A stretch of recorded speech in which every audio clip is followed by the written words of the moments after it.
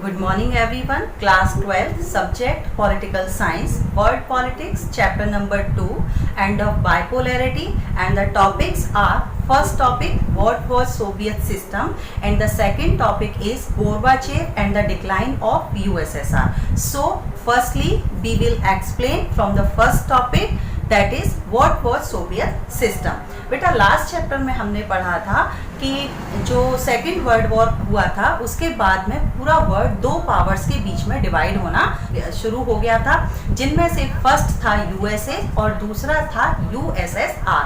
अब यूएसए के बारे में जनरली हम सब लोग जानते हैं, लेकिन यूएसएसआर की स्टार्टिंग कहाँ से हुई, वहाँ से शुरू होता है हमारा ये फर्स्ट टॉपिक कि सोवियत सिस्टम क्या था। बेटा सोवियत सिस्टम की स्टार्टिंग हुई थी 1917 से। आपने 9th क्लास में रशियन रेवोल्यूशन पढ़ा था ना, बिल्कुल वहीं से यूएसएसआर की स्टार्टिंग हुई थी। 1917 में जब रशियन रेवोल्यूशन एंड हुई तो यूरोपियन कॉन्टिनेंट के बहुत सारे छोटे छोटे रिपब्लिक्स ऐसे थे जो टोटली डिस्ट्रॉय हो चुके थे।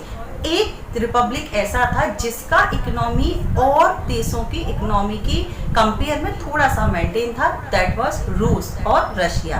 अब रशिया के लिए हम दूसरे वर्ड का प्रयोग करते थे उस टाइम पे, दैट वाज सोवियत। तो इन छोटे छोटे 15 रिपब्लिक्स ने मिलकर अपने आप को रीस्टैंड करने के लिए रशिया के सुपरविजन में एक ग्रुप मेडअप किया, जिसको नाम दिया गया union of Soviet socialist Republic, it mean USSR. ठीक है, अब जब भी कोई ग्रुप मेडअप होता है तो उसकी कोई पॉलिसी होती है, उसके कुछ एम्स होते हैं, क्या तरीका होगा हमारे काम करने का। तो यूएसएसआर ने भी दो पॉलिसी बनाई थी। पहली पॉलिसी ये थी कि ये जो ग्रुप था वो ह्यूमन हिस्ट्री में प्राइवेट प्रॉपर्टी के फेवर में नहीं था। इट मीन यूएसएसआर का मानना ये था कि हमारे यहाँ जितने भी सिटीजन्स हैं सबका एक इक्वल लिविंग स्टैंडर्ड होना चाहिए, ना किसी की इनकम ज़्यादा होगी और ना किसी की इनकम कम होगी। लेकिन अगर हम प्राइवेट प्रॉपर्टी की इजाज़त दे देते हैं तो वहाँ इनकम में वेरिएशन आना शुरू हो जाते हैं। सो दैट सबसे पहले इसने प्राइवेट प्रॉपर्टी को ही ख़त्म कर दिया। दूसरा, क्योंकि ये ग्रुप रशिया के सुपरविजन में बना था और उस टाइम पे रशिया में केवल एक ही पॉलिटिकल पार्टी थी जो थी कम्युनिस्ट पार्टी, तो कम्युनिस्ट पार्टी को ही इस ग्रुप का एक्सिस बनाया गया। इट मीन आगे यूएसएसआर कम्युनिस्ट पार्टी के अकॉर्डिंग ही वर्क करेगा, वहाँ किसी और को सेकंड पॉलिटिकल पार्टी बनाने की परमिशन नहीं दी गई थी। तो ये थी आपकी सोवियत सिस्टम। अब इसी टॉपिक में आगे थोड़े से कुछ और टॉपिक्स आते हैं, वो भी मैं आपको बताती हूँ कि ये कुछ मेन पॉइंट है इस सिस्टम के। जब सेकेंड वर्ल्ड वॉर खत्म हुआ और कोल्ड वॉर शुरू हुआ तो यूएसएसआर एक सुपर पावर बन के इंटरनेशनल लेवल पर अराइज हुआ। अगर उस टाइम हम यूएसए को छोड़ दें तो यूएसआर जो था यूएसएसआर वो वर्ल्ड का एक डेवलप होती हुई पावर थी। क्यों थी? क्योंकि उस टाइम पे इसके पास एनर्जी रिसोर्सेस सबसे ज़्यादा थे। एक जगह से दूसरी जगह आने जाने के लिए ट्रांसपोर्ट बहुत ज़्यादा डेवलप था, जीडीपी इसका सबसे ज़्यादा था, कम्युनिकेशन सिस्टम इसके यहाँ बहुत स्ट्रॉन्ग थे, पेन से लेके कार तक की सारी चीज़ों का प्रोडक्शन ये खुद करता था। और सबसे अच्छी बात ये थी कि इसके यहाँ हर सिटीजन का एक लिविंग स्टैंडर्ड जो था वो इक्वल था और वो मेंटेन था। लेकिन एक छोटी सी चीज़ थी जो यूएसए और यूएसएसआर में कहीं ना कहीं वेरिएशन क्रिएट करती है, और वो ये थी कि यूएसएसआर में जो चीज़ें प्रोडक्ट होती थी, जिन चीज़ों का प्रोडक्शन होता था, उनकी क्वालिटी यूएसए में प्रोडक्शन होने वाली चीज़ों की कंपेयर में थोड़ी सी कम थी, थोड़ी सी लो थी। अब एक चीज़ और हुई, जैसे जैसे टाइम आगे चलता गया कम्युनिस्ट पार्टी ने इस ग्रुप को अपने कंट्रोल में लेना शुरू कर दिया जो नेगेटिव था। 15 रिपब्लिक ने मिलके इस ग्रुप को बनाया था, लेकिन आफ्टर सम टाइम रशिया इनका हेड बन बैठा, कम्युनिस्ट पार्टी इनकी हेड बन बैठी। पब्लिक के पास अपने आइडियाज़ को एक्सप्रेस करने का फ्रीडम नहीं था, राइट नहीं था। अब पब्लिक अगर ऐसा कुछ चाहती है कि गवर्नमेंट को बताया जाए व्हाट इज रॉन्ग और what is right for the public, तो दे कांट टेल, वो नहीं बता सकते थे। एज ए रिजल्ट पब्लिक क्या करती थी, कार्टून्स और जोक्स के मीडियम से अपने एक्सप्रेशंस को बाहर निकालती थी। इसके बाद में क्या हुआ, यूएसएसआर ने अपने पब्लिक पर फोकस करने के बजाय अदर कंट्रीज में इंटरफियर करना शुरू कर दिया था। लास्ट चैप्टर में हमने वियतनाम के बारे में पढ़ा था, जहां arenas of the cold war आया था। ये अपने टेरिटरीज को बढ़ाने के लिए अदर कंट्रीज पर फोकस ज़्यादा करते थे, तो वियतनाम में भी ऐसा हुआ। इसके बाद में 1979 में यूएसएसआर ने अफगानिस्तानी मैटर में भी इंटरफियर किया, उसे अपने डोमिनेंस में लेने के लिए। रिजल्ट क्या निकल के आया, यूएसएसआर का जो इकोनॉमी था वो डे पर डे डिस्ट्रॉय होता चला गया। अब हमारा नेक्स्ट टॉपिक आता है Gorbachev and the decline of the USSR. जब भी जैसे ही हमने इस चीज को सुना, तुरंत हमारे ब्रेन में एक क्वेरी आ गई। फर्स्ट चैप्टर से वर्ल्ड की सुपर पावर स्टार्ट होती है और सेकंड चैप्टर में आके वो डिक्लाइन हो जाती है। तो वर्ल्ड की एक सुपर पावर इतनी जल्दी डिस्ट्रॉय हो गई, डिक्लाइन हो गई, खत्म हो गई, क्या किसी ने उसे बचाने की कोशिश नहीं की?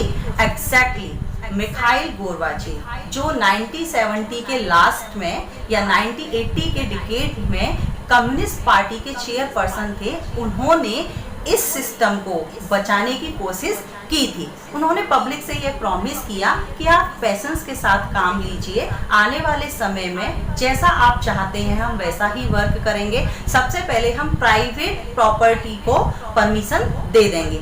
लेकिन पॉलिटिकल हिस्ट्री देख लीजिए या हिस्ट्री देख लीजिए, कितना भी स्ट्रॉन्ग ग्रुप हो, कंट्री हो, फैमिली हो, अगर वहाँ इंटरनल डिस्टरबेंस शुरू हो गया है, आंतरिक विस्फोट वहाँ शुरू हो गया है, तो ऐसे ग्रुप को बचाना बड़ा मुश्किल हो जाता है।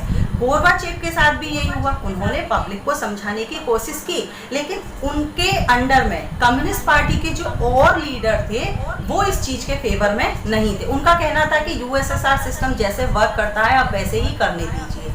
As a result Mikhail Gorbachev अपने जो प्रॉमिस थे उनको पूरा नहीं कर पाए। दूसरा प्रॉब्लम क्या हुआ था, 1961 में जब हमने ईस्ट और वेस्ट जर्मनी को डिवाइड किया था, तो बर्लिन वॉल को हमने वहां स्टैंड कर दिया था।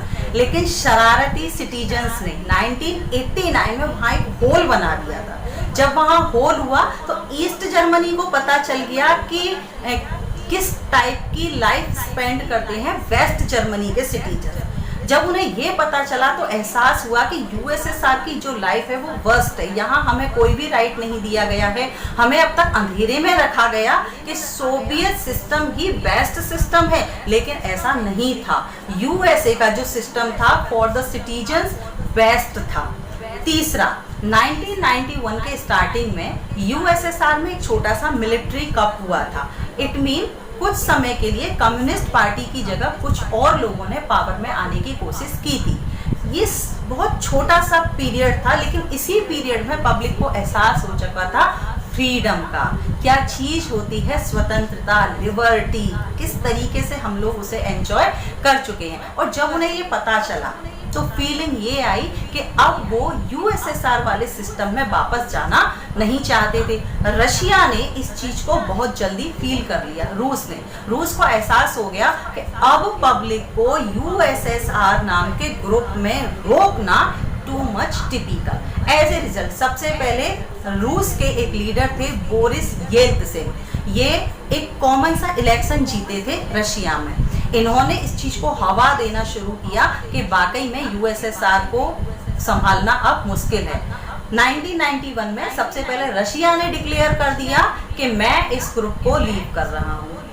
अब जो ग्रुप रशिया के सुपरविजन में मेडअप हुआ हो, उस ग्रुप को रशिया ही छोड़ दे तो क्या और कंट्रीज उसके अंदर रहेंगे? बिल्कुल नहीं रहेंगे। तो सबसे पहले रशिया ने, उसके बाद यूक्रेन ने और उसके बाद बेलारूस ने अपने आप को इस ग्रुप से सेपरेट करने का डिक्लेयर कर दिया। जब ये तीन रिपब्लिक यूएसएसआर से अलग हुए तो फाइनली कुछ समय तक तो ये जो इकोनॉमी था, ये जो सिस्टम था, वो ठहर ठहर के, रुक रुक के, स्टॉप हो के चला, लेकिन फाइनली दिसंबर 1991 में ये पूरे तरीके से डिसॉल्व हो गया और इंटरनेशनल लेवल से सेकंड सुपर पावर फॉरएवर के लिए खत्म हो गई।